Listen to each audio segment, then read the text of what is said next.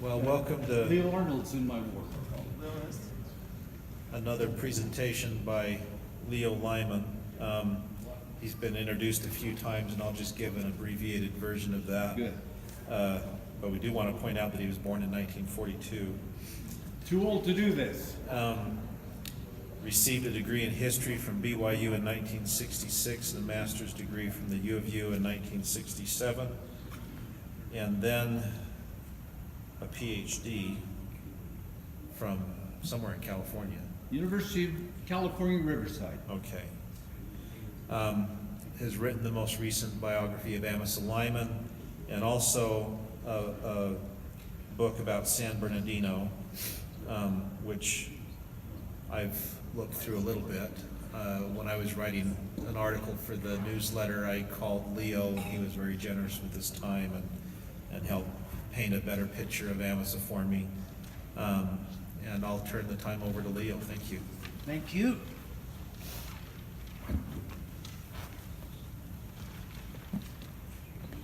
I apologize that this is the 5th appearance of Leo Lyman here. But in my opinion, the subject I'm assigned this time is the best one. It's his mature ministry years. But before I start, we have the honor of having one of the very few grandsons of Amasa still alive with us today, Al Christensen, originally from Parowan, now from Utica, New York. And he's going to take a couple minutes to talk about family.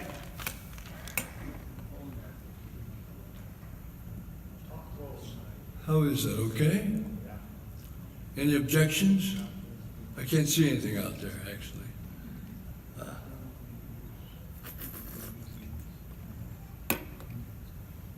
Water. Dear close and distant relatives, I am a great-grandson of Amasa Mason Lyman. I am offering my testimony of what I learned from my great-grandfather's life. Amasa was skilled at mediation, treating all people equally and with respect. Amasa sought the truth. He followed the Lyman motto, only the truth is safe. Amasa reminds me I was responsible for my own redemption, and he set an example of a moral life which leads to the truth of life. His life is an example of finding one's mission and following it in service to others.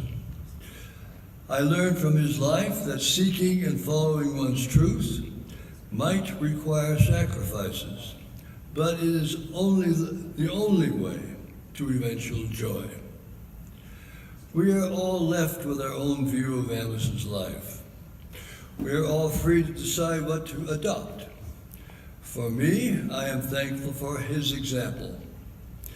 As descendants, I believe there is much we can learn from Amasa that will bring light and love into our lives.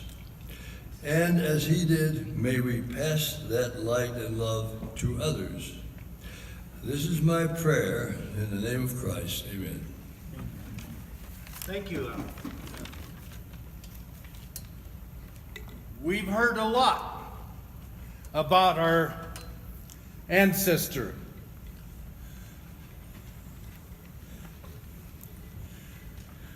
This is his main ministry, the Nauvoo to Great Britain mission years. I don't know how many of you heard my third cousin Lyman Platt here 2 hours ago, but he talked about 17 missions in Amasa's adult life, and because he's more orthodox than me, he wouldn't count the years that are supposedly apostate. I think his free agency mission that I talked about last night is, in a sense, as important as any of them. I said in one of my presentations that he's really on a mission virtually all of his adult life. I don't know of any church member that spent more time in the service of the church and the gospel as he believed it, as he did. And one of Lyman Platt's appeals in his talk was to accept him as a fully repented and accepted person of great status in the history of the church, even if some of the church bureaucrats still tend to erase him. Lyman mentioned an Ensign article that one of my friends wrote, one of my proteges wrote, that featured him in the article about Mormon San Bernardino, and the Ensign editors accepted it, but somebody above that crossed his name out of every reference to him in that article that was in the Ensign. Now, I don't think that would happen today. That happened almost a decade ago, but that's what his life has been up against, the memory in the last 150 years. In Nauvoo, after Lyman had been assigned to build a branch north of Nauvoo in Shokokan, which is infested with mosquitoes and Mississippi River floods. And he got malaria again there.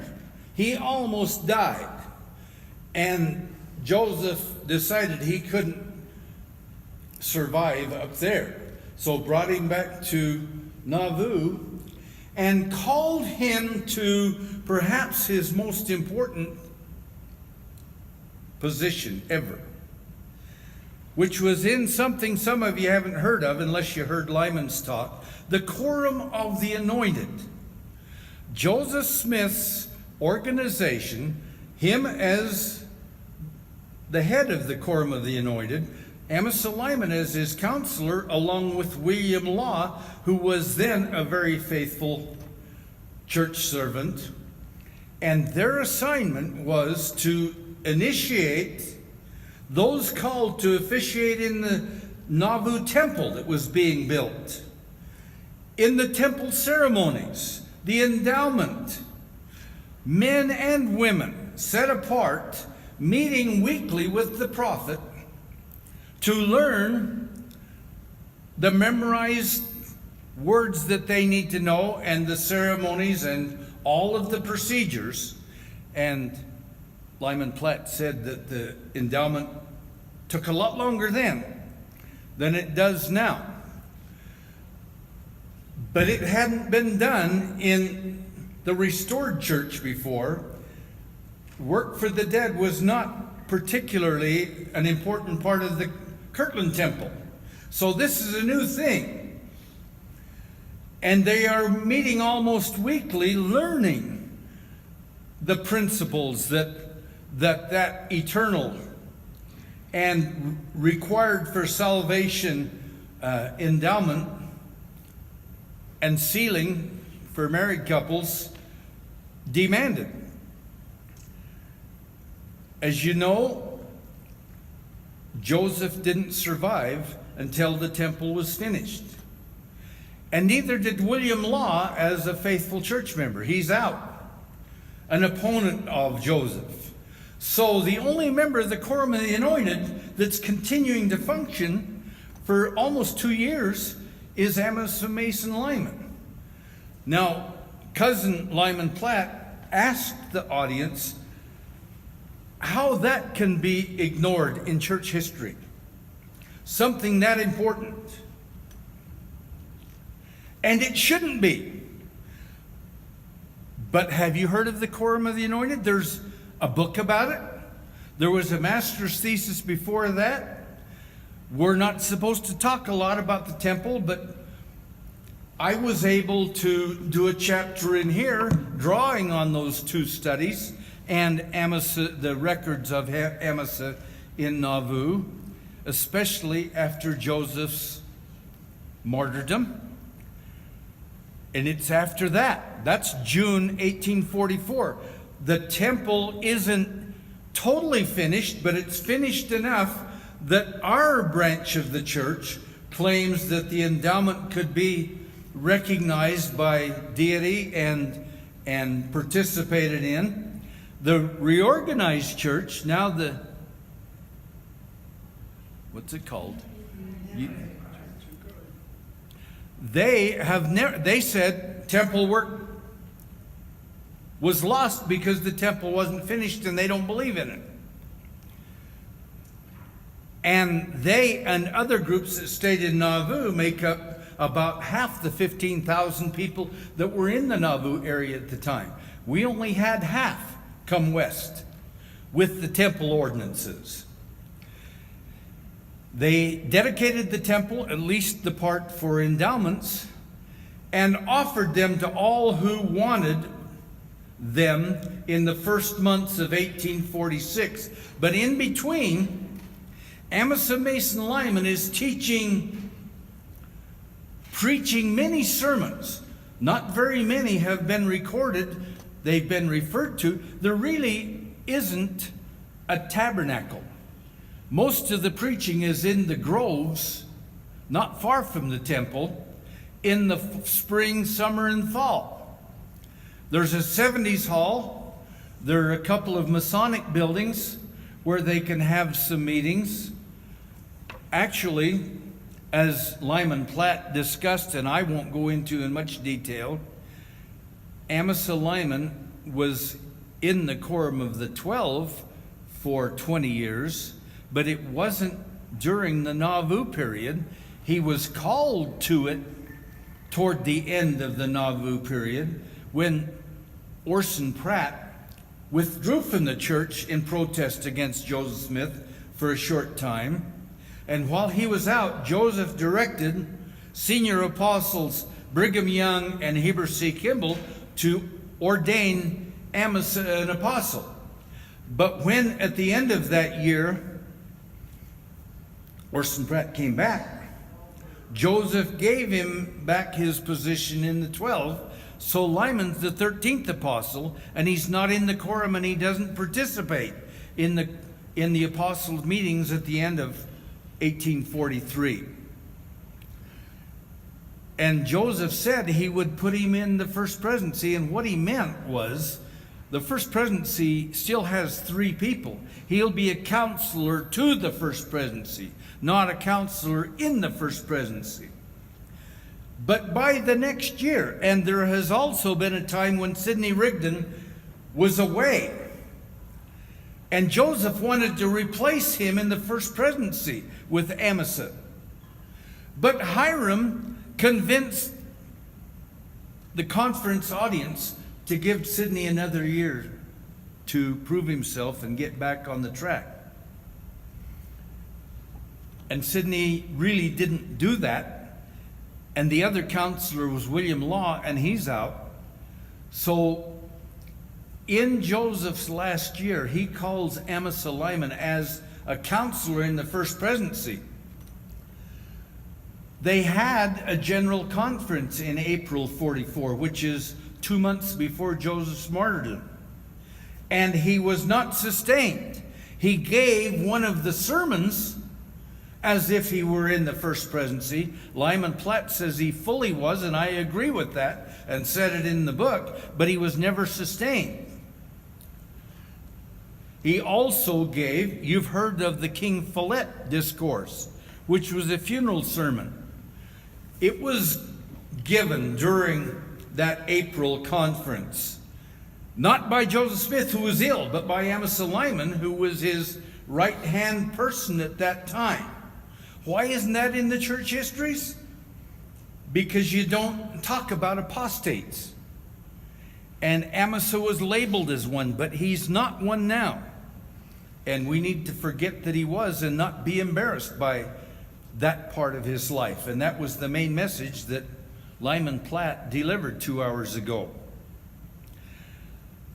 During that spring, Amasa and Joseph are quite close. In fact, Amasa did a play called The Death of Pizarro, or The Death of Rolla, by a guy, produced by a guy named Lind, who also produced plays in Utah, and Amasa was in some of those.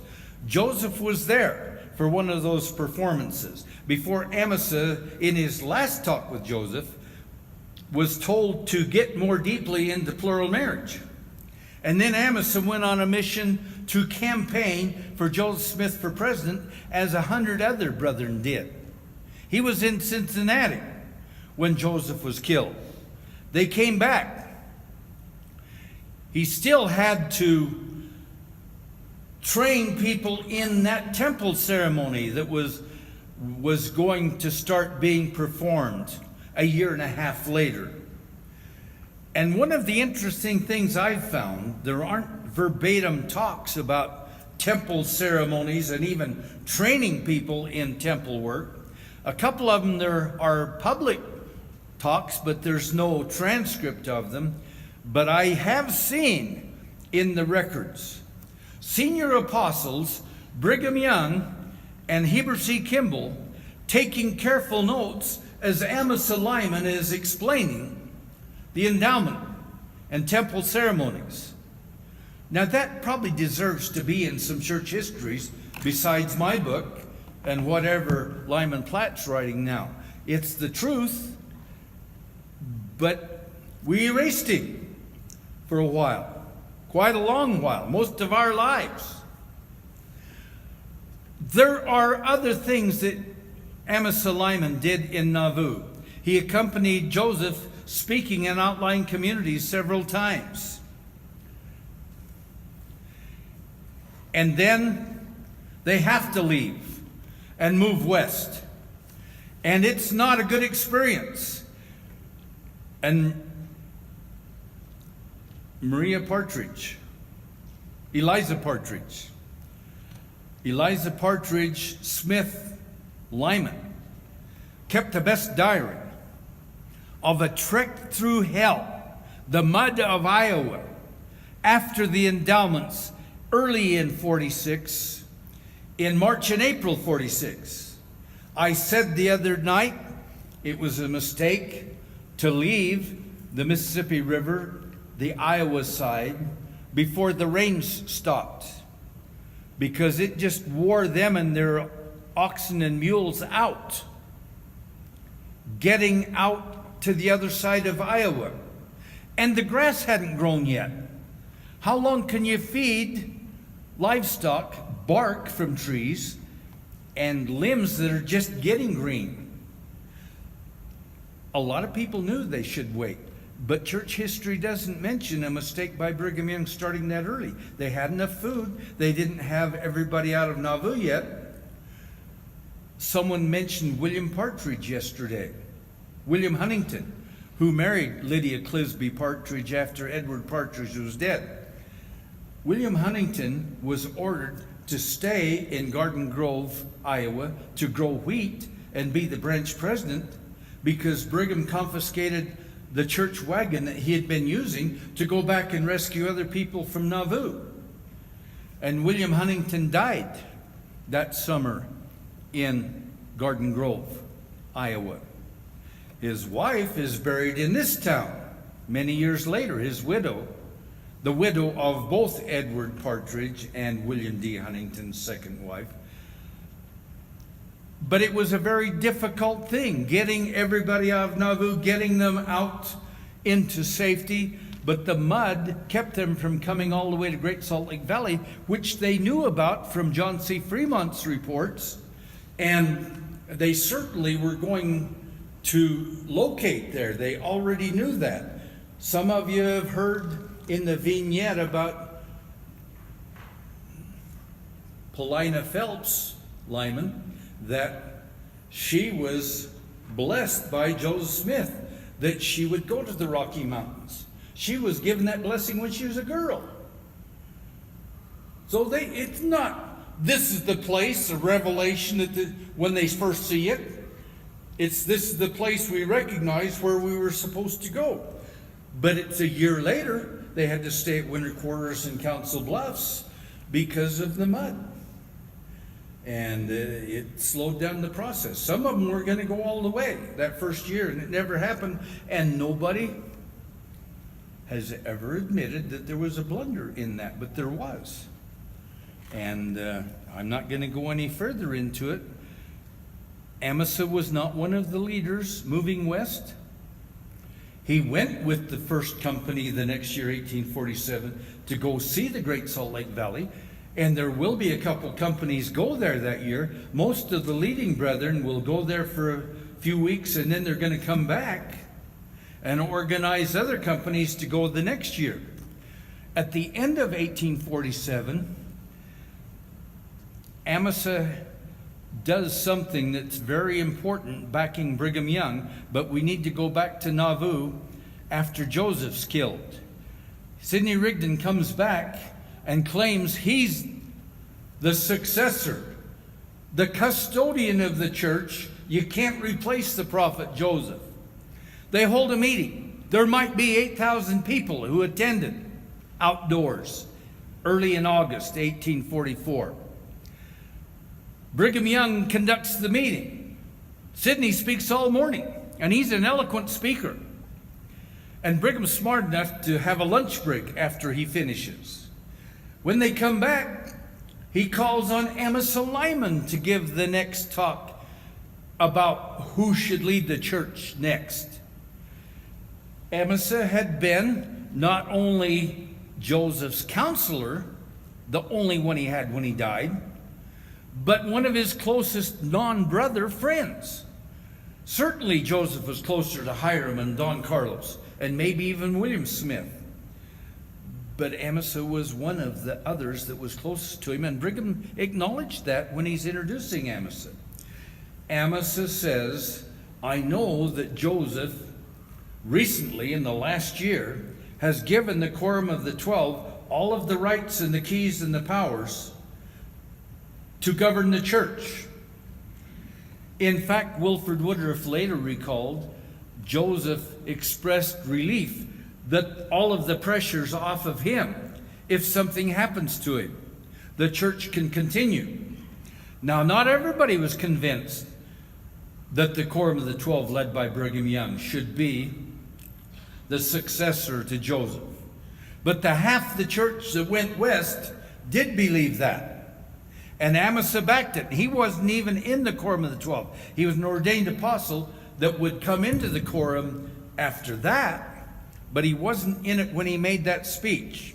Now jumping ahead to December 1847, almost 3 years later, the Quorum of the 12s had a hard time leading the pioneers west by committee. Have you ever tried to get anything done in a committee? You need a first presidency. Amasa really didn't want to be an executive in a first presidency. And I think Joseph knew that before he was ever sustained. It may be why he wasn't sustained. Besides that, Amasa had all he could handle with that Quorum of the Anointed, getting the temple ceremonies ready. But Lyman made a second speech to apostles who were a little angry with Brigham, that he needed a first presidency so that they could do their job. And it's the one Amasa always liked the best, preaching throughout the world. But you've got to have somebody leading the church, and the first presidency had done that in Joseph's time. The counselors weren't very visible, and they won't be in Brigham's time either. But Amasa convinces some apostles who were straddling that fence that they need a first presidency so that they can get on with their work, which isn't administrative. So one of the most important things Amasa ever did is only mentioned here, and that's creation of a successor first presidency before they ever get to Utah. Now in Utah, some of you know, but not very many of you, that after Great Salt Lake City is settled, Amasa settles the next settlement in the Great Basin. Did you know that? Cottonwood, Holiday, Draper, Southeast Salt Lake Valley was founded by Amasa Mason Lyman. He called the 3 bishops out there. He oversaw the settlement that was called Amasa Survey for a year before he's called on another mission to go to California Gold Rush. That was erased out of the history books. It was there. You can't find one that says that now. Holiday's his friend. The town of Cottonwood he called the bishop to. In fact, it was William Crosby, whom he'll also call to be a bishop in San Bernardino in 2 more years. And the bishop out in Draper is a guy named Rollins. And it was Amasa who set him apart. And he chose him with the backing of the Quorum of the 12. Why isn't that in the history books? Why doesn't the Lyman family know it? Because it took some heretics to dig a little deeper and say it, even if some of the church bureaucrats and some of the older historians didn't want it said anymore. Trying to please some of the old-timers who couldn't believe that Amasa could be reinstated legitimately, which he was, by the prophet Joseph F. Smith, who actually gave Francis M. Lyman by proxy the blessing that restored Amasa's blessings. After 40 years, as Lyman Platt said 2 hours ago, of him being regretful in the spirit world, but fully repentant and forgiven. When Amasa was sent to California, it was to find a place to retrieve those who were disobedient when Brigham Young told them not to go to the gold fields. And hundreds went. And he, and later Charles C. Rich, a young apostle, are to find a place in California for a Mormon colony. But in the meantime, Lyman's job, and later Rich will assume it after Lyman's there a year, is to collect the tithing from those that he can get back active enough in the church and saving their money to pay the tithing they know they owe that they've made in the gold fields. Now, there were some Mormons when Marshall discovered gold at Sutter's Fort. But this is down the American River, a place called Mormon Island, the richest of all of the mining camps that I know of in the southern part of the Mother Lode. It's not all LDS there, but they recognize Amasa as the leader. Even in the mining process, there's a time when they use a pump to try and do some hydraulic mining. It doesn't work. But Lyman's supervising even that. He's mostly chiding people for not saving their tithing and for making it up. After he's been there a year, he will bring a whole lot of gold back to Utah. In fact, I mentioned earlier today a guy who later settles in Parowan named Clark, who was one of his closest associates in California, is sent with the gold in a barrel that's filled with flour with the gold on the bottom. And he's sent over the Sierras alone with his ox team and wagon. But Amasa and maybe 40 other men with rifles are just a little bit behind. They've heard somebody's going to rob them. They send it in disguise ahead, and nobody bothers them, and the gold gets through. It became the basis for Utah's first money system, backing the paper money that Brigham had printed. Amasa had a very important part in that, and then was sent with Rich to found the colony that they decided needed to be as far from the sins of the gold fields as you can get. And they first were going to do it at Chino, Southern California, but the ranch owner who had offered them the ranch for a good price changed his mind, and they have to look for another one. They finally find San Bernardino Rancho, which costs them, they have to borrow the money at gold rush prices at 30% interest a month on $70,000. And that makes Brigham furious. And the other thing that made Brigham furious with this colony that he's called them to settle is that they took 437 people with them. Half of them are Southerners who love Amasa. He's been there trying to collect money for the Trek West. In fact, on the original Trek West, remember Amasa Lyman is sent from Fort Laramie down to Pueblo, Colorado to bring the Mississippi Saints up to the trail, and they get to Great Salt Lake Valley on July 27th, 3 days after Brigham has said this is the place. Half of the 437 that went to San Bernardino with Lyman and Rich were Southerners, and some of them were quite wealthy, and it made Brigham furious. But he didn't say anything to Lyman and Rich when he went down to Payson, when Brigham went down to Payson to tell them goodbye. If he had said, "I'm angry, you're taking too many people," they never would have done it. Instead, he kept a grudge for the next 6 years till he can close the mission. And Lyman and Rich had a good reason for taking that many. If you're going to gather all of those backsliding, defiant Mormons who went to the gold rush in your Mormon colony, you better have enough faithful to outvote them when you're doing sustaining votes. I hope that makes sense, but that's why they took that many. Besides that, those Southerners volunteered because they hated Utah winters. And later they'll be pioneers in Arizona, many of them, on a mission that Brigham is more favorable to.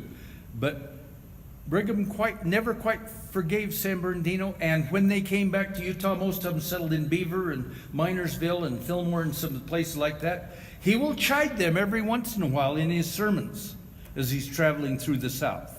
It's one of the things that upsets Amasa the most, because he knows how faithful, how much tithing they paid, how much donation to the Perpetual Immigration Fund they paid. It's part of the split that's coming between Lyman and Brigham later on. But it's one of his greatest successes. That's the biggest Anglo colony in Southern California and the biggest Mormon colony outside of Salt Lake Valley. And Amasa's in charge. He's the mayor. But he lets the local leaders, including the bishop and the stake high council, govern unless there's a really serious problem. Then he intervenes. And that's a different style than is being conducted in Utah. And it makes San Bernardino a little too popular. How much time have I got left? 20 minutes. Okay. Anybody got a question before we go on? Just hitting some highlights that Lyman Platt mentioned, but didn't go into details on, of the highlights of Amasa Lyman's leadership as an apostle. 6 years in San Bernardino, creating a new county, having their own legislator in the state legislature. As Lyman Platt pointed out, a great ambassador of goodwill among non-Mormons of California, and Amasa especially, Lyman said, learned how to be diplomatic with those. And it's true, and that was much needed. And some other leaders could have learned more from him on that. When he came back, him and Rich were called on missions to Europe in the spring of 1857. By the time they got back to Utah, and the colony's still down there going on without them, there's conflict with the federal government. What's called the Utah War. Johnston's army is being dispatched to Utah, partly to put in a new governor to replace Brigham Young, but Brigham Young thinks they're coming to punish him and other rebellious LDS leaders, which may be partly true, but it's not the official reason. And if there had been some diplomacy, it wouldn't have gone so badly. But the worst thing that happened was that Mountain Meadows massacre. which was caused by the fanaticism generated by the Mormon Reformation among southern Utahns about taking vengeance against Easterners who have persecuted Mormons so much in Missouri and Illinois. But the victims are all from Arkansas, and none of them deserve to die. And the only one who says anything about that among the general authorities of the church is Amasa Mason Lyman. And it split him further from Brigham. He can't forgive them. He can hear their confessions, even though they've promised they will never say that they were there. They'll blame it all on Native Americans who were coaxed into joining them in that. But they decided on the killing fields that they were going to blame it on the Indians and that they were never going to talk about it. But a whole lot of them, several dozen, not confessed, but counseled with Amasa Lyman, the apostle who was in the area, Fillmore and Beaver and Parowan, after that. And it alienated him from others in the 12, but that was one of his main missions. Lyman Platt said, supervising southern Utah during its colonizing period was one of his most important missions. I never said it in the book, but I agree with him. It was one of his most important missions. And after that crisis is over, which it never really was until lately, you know, they kept that such a good secret that even though I was interested in church history and went to college a year in Cedar City in 1960, I never heard about Mount Meadows Massacre till I was in California on my mission. They had kept it a good secret. Juanita Brooks had written her book by then, and a lot of people considered her a traitor, but she was telling the truth, and it helped begin a final healing.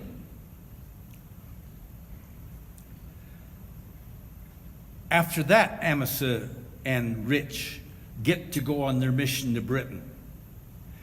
And it was another momentous episode of leadership by Amasa Lyman. He may have given more sermons, discourses, in that 2 years, just less than 2 years, than he had ever given before, and more of them were published. Lyman Platt quoted my book saying that the best church historian of the 1800s, B.H. Roberts, said Lyman was the most persuasive, articulate preacher in the church in the generation before B.H. Roberts, who was that person at the end of the 1800s. He knew what great preachers were like. And he said Amasa was the best and the most popular. That wouldn't have helped his popularity with Brigham Young, when you really get down to it. But he drew huge crowds in Britain. One of our shirt-tail cousins adopted Loretta Hefner, wrote a piece about Amasa the apostate in a book called Mormon Mavericks. And she said in there that Amasa had leisure time to study intellectual philosophers in England, and that's where he got off the gospel track. I don't know where she got that, but I don't see it. I don't see him with any leisure time. His health isn't very good, but he's absolutely exhausted almost every Sunday after he's preached 3 or 4 times that day and 2 or 3 times the day before, up to 10 or 12 times during the week, including Saturday and Sunday. He talks about his exhaustion many times in his diary, which was just published a couple years ago, called The 13th Apostle by Scott Partridge. You ought to get a hold of that sometime, although it's not a great diary revealing the personality of Amasa. It's mostly records of his missionary work. But it was a heroic mission. He was popular. And the number of converts that are sent toward Zion from Scandinavia and Great Britain in those first 2 or 3 years of the 1860s, 3,500. in 6 or 7 ships with help from the church perpetual immigration fund. Previous people who have gone have paid back the money, and now these can come. A brilliant immigration system. Charles Dickens observed it and wrote about the unconventional traveler, the Mormon convert, and he's totally impressed with the system. Amasa didn't invent it, but he supervised it for 2 years for 7,000 people coming. And in the end of the second year, he and Rich will come back with them on a faster steam and sail ship so that they can oversee them coming through the immigration process and then out to Winter Quarters Council Bluffs, where the railroad doesn't quite reach yet. The steamboats on the Missouri River do. And they've already had trouble with the handcart companies back in 1856. This is 1862. So they're not doing it that way. They're calling teamsters from Utah to haul goods back to Missouri and Iowa and Nebraska, and then be empty so that they can haul families of immigrant converts from the Missouri River to Utah. Much more safely, although the handcart companies work good except for that one horrible winter when a couple Willie and Martin companies are way too late.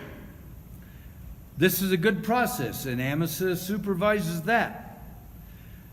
He's asked to gather his families to Fillmore after that, except for Dionysia, who stays in Minersville with her family, her mother, her widowed mother, and her sister, whose husband is the bishop, and she's a counselor in the Relief Society presidency there, and Paulina, who stays in Parowan as the legendary midwife, as the girls who depicted their vignettes in the band room twice, yesterday and today, as the one playing Pliny pointed out, she had a black bag. It wasn't big enough, but the legends in southern Utah is that storks didn't bring babies, and Pliny brought babies.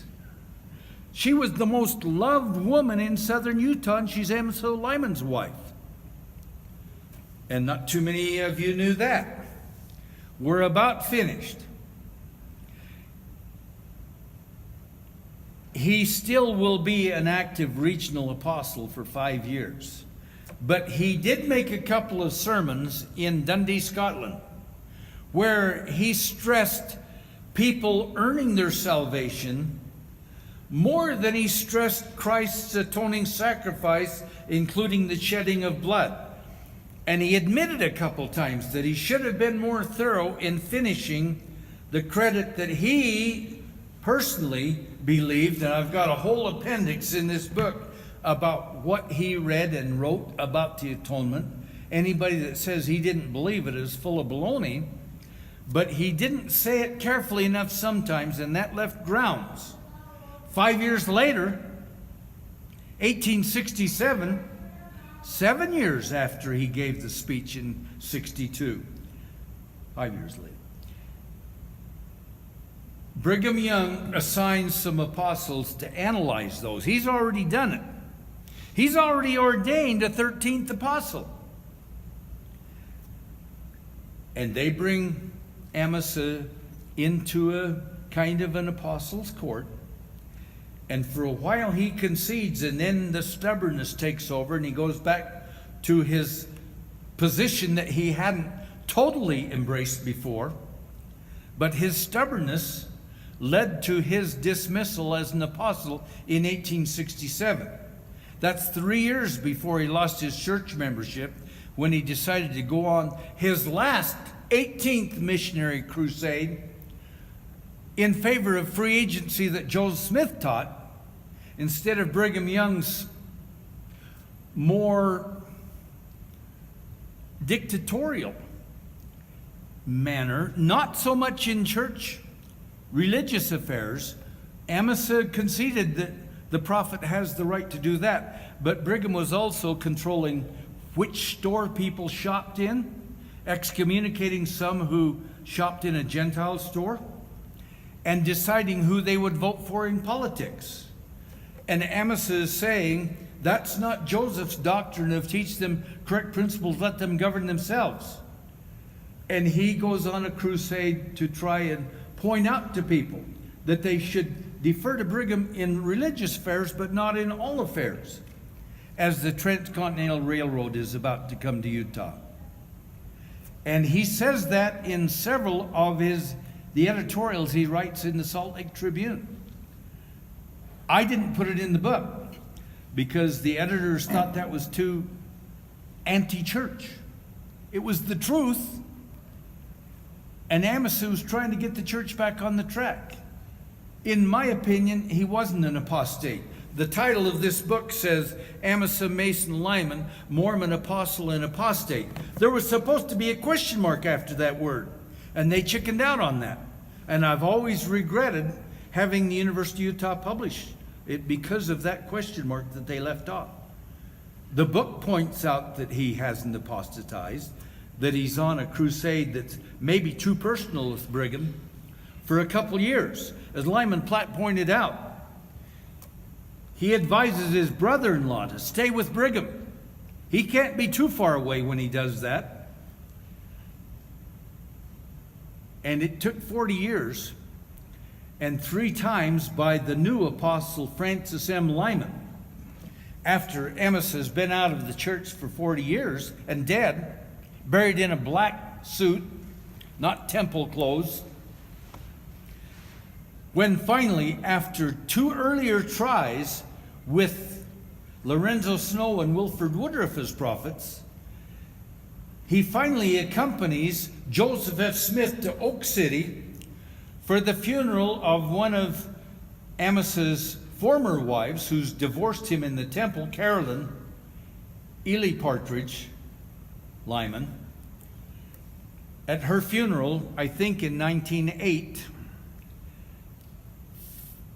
Joseph F. Smith, who's the president of the church, and Francis M. Lyman, who's president of the Quorum of the 12, give funeral sermons and then go to dinner at Francis M.'s half-sister's house in Oak City, Millard County.